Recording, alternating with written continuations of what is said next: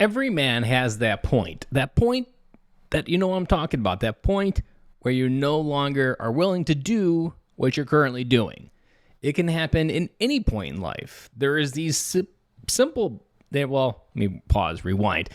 They seem simple, but they are desperately difficult to walk through, recognize, and say no to. So what am I talking about? I'm talking about that moment, for example, that you have a job. You go to that job every single day.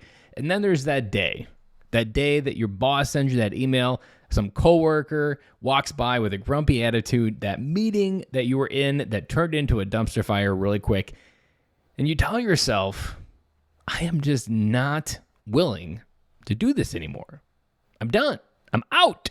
This game, I am done. And you have that moment where you walk out that door and you know what? I'm sending my 2 weeks notice. Or maybe you're even more to the point where I quit. And you say you are not willing to do. What I want to challenge you with today is to take a willing inventory. Brand new word, never used before.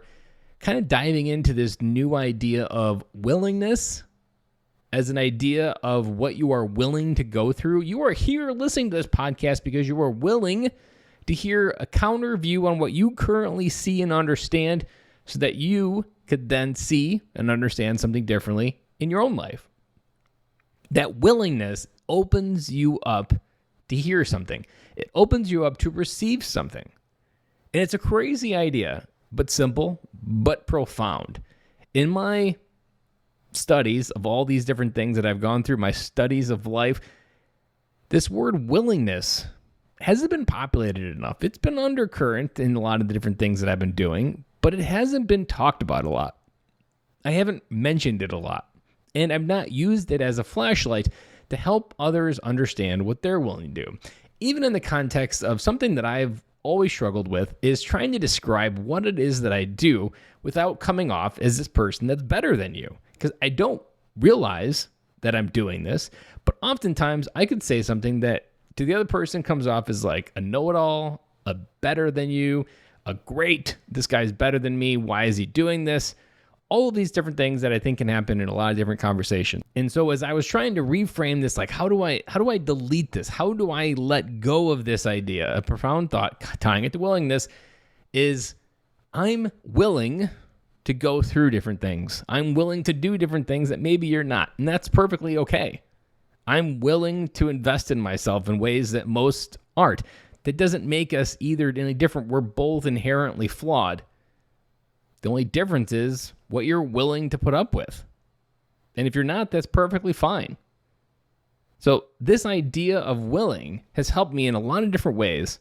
And it's already impacting me in a lot of different ways for different stories of what I'm willing to let go, willing to no longer hold on to, and willing to change.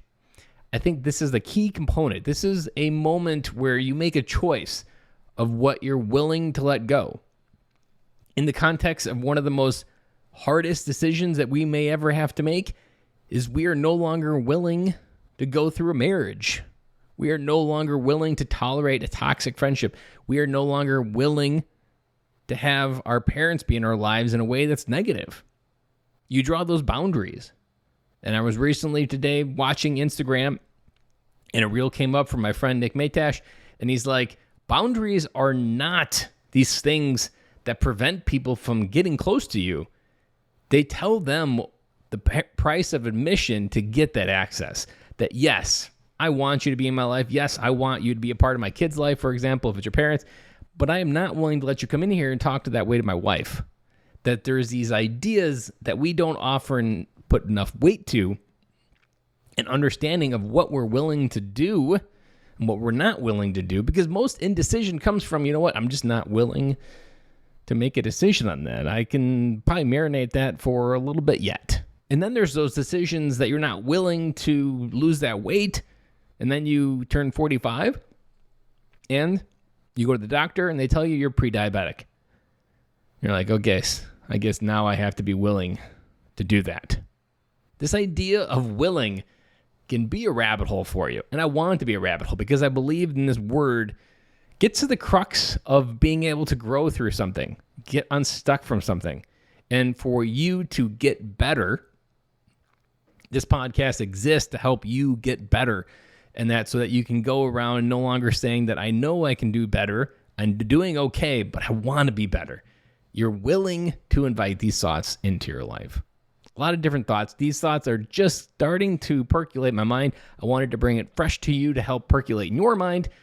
But that is all we have today. I am Ben Killoy, your host, your person who becomes visible on this podcast to hopefully open up my scars, to open up your world, and to understand some of your story by understanding mine. That's all I have for you today, and we'll be back again for you tomorrow.